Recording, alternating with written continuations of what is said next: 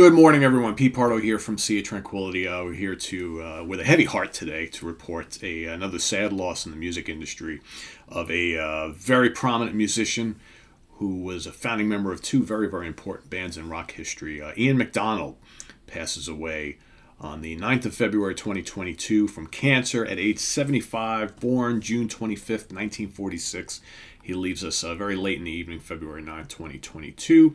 Born in Osterley, Middlesex, England, Ian McDonald, founding member, multi-instrumentalist in King Crimson, founding member in Foreigner, lots of other things he has appeared on between, before, after, right? Most known for being not only a songwriter, great flute player, sax player, keyboards, played some guitar, did a little bit of everything, kind of like a jack of all trades. Most people remember him prominently as, the original lineup of King Crimson. Here we got the Court of the Crimson King, of course, contributing mightily to this album, whether it be his little bits of flute, right? His little bits of sax. He also, I believe, played some of the mellotron on this album. Yes, indeed. Saxophone, flute, clarinet, bass clarinet, mellotron, harpsichord, piano, organ, vibraphone, backing vocals, helped out with the production. I mean, right there, the very first album. Very important, very integral, alongside, of course, Mr. Robert Fripp and Greg Lake and Michael Giles and Peter Sinfield, who did the songwriting, the lyrics on this particular album. Groundbreaking album. I think Ian, brought his little bits of jazz and improv to the band, which is very, very important. Groundbreaking stuff here. That would be the only full studio album he would appear on, but of course, he can be heard on things like Epitaph, which are live recordings from 1969 from King Crimson, from that first lineup. He also guested on Red. Okay, so for the Red album, he was not a member of the band, but came and helped out in the studios and contributed a little bit of saxophone on two tracks, most notably One More Red Nightmare and Starless. Again, adding that kind of jazzy tone right alongside all the mayhem that's going on with this album. So that, basically that's King Crimson.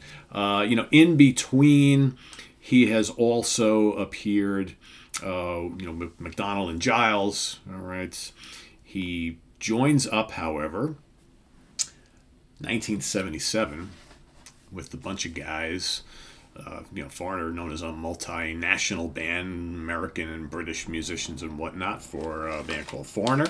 Their debut in 1977 sells lots of copies. Here we have Ian again adding his multi-instrumental skills, but mostly as a rhythm guitar player, but he also plays a little saxophone, keyboards, and flute on this as well. But as you know, big difference between this band and this band. Whereas this is much more of a traditional rock band, and big hooks, right? Emphasis on the vocals, lots of guitars. Keyboards are understated, sax and flute used very sparingly, but it's there. But of course, this particular album, one of the great debuts in rock history, as is the Court of the Crimson King. So when you really think about it, Ian McDonald has appeared on two of the great debuts that we've seen over the last 55 years, right? So, here you have, of course, 21st Century Schizoid Man, Epitaph, I Talk to the Wind, Moonchild, and the title track, The Court of the Crimson King. Here on the Foreigner record, you've got these big hits like Feels Like the First Time, Cold as Ice, The Lovely Star Rider, Head Knocker, Damage is Done, Long, Long Way from Home, Woman, Oh Woman, At War with the World, Fool for You Anyway, I Need You. I mean, top to bottom.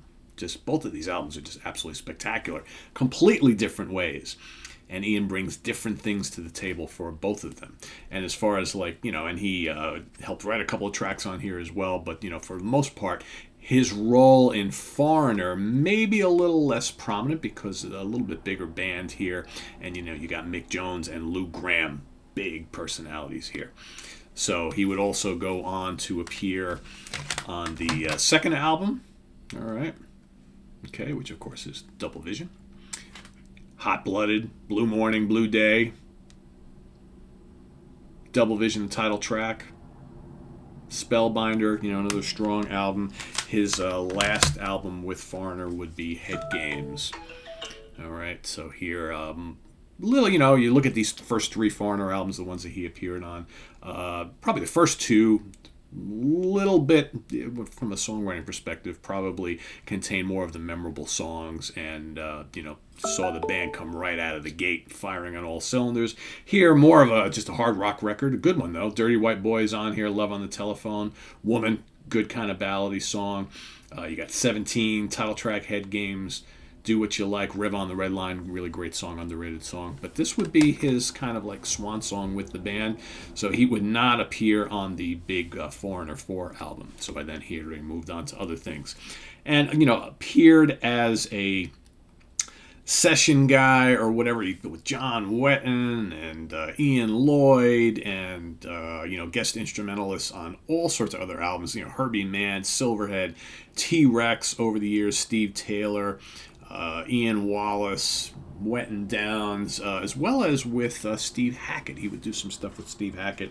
He appears on the Genesis Revisited album here, alongside many other accomplished guest stars, bringing his instrumental skills to this particular album. He also would show up on To Watch the Storms, and I believe with Mr. Hackett he also appeared on the Tokyo Tapes in 98. Genesis Revisited was 97, Tokyo Tapes 98, Darktown 99, To Watch the Storms was 2003. But as the funny thing is, not a guy who went out and did his own albums.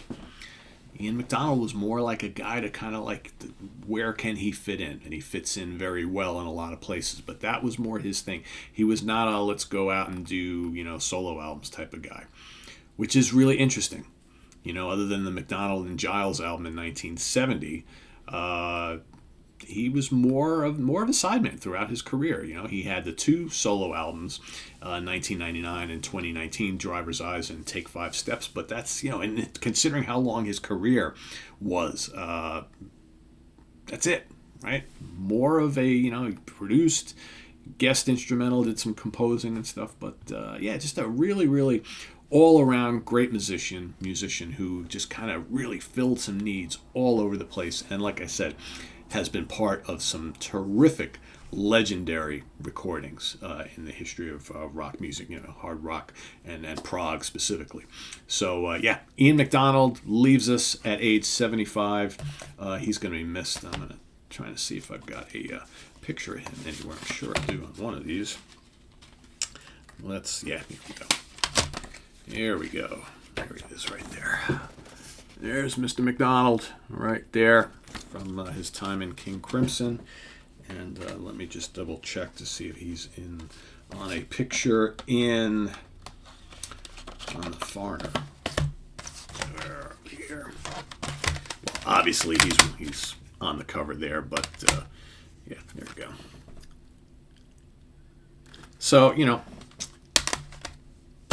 Ian McDonald, sad. What's really sad about this is we just did a show here on the channel on the In the Prog Seat on Tuesday, all about King Crimson and our favorite and least favorite lineups. And we talked about Ian obviously and a lot of the other greats that have come and gone from King Crimson over the years. And then literally the day later he's gone. So that's kind of sad. So anyway, thanks for watching. Visit us on the web at www.seatranquility.org. We're on Facebook. We're on Twitter. Of course, we're here on YouTube all the damn time. Please, in memory of Ian McDonald, the late great Ian McDonald, go out and play some Court of the Crimson King today. Play some of the Foreigner. Go listen to some Hackett or whatever you had that Ian McDonald played on. Go check it out. I think I'm going to be playing some Epitaph here today because again, I want to hear him in a live setting because I think some good improvs and things on here, and where you get to hear his wonderful skills in a more expanded role. So thanks for watching. Ian McDonald, rest in peace. 1946 to 2022. He's up there jamming with the greats, and we'll miss him. Thanks for watching. I am Pete Pardo. See you real soon. Take care. Bye-bye.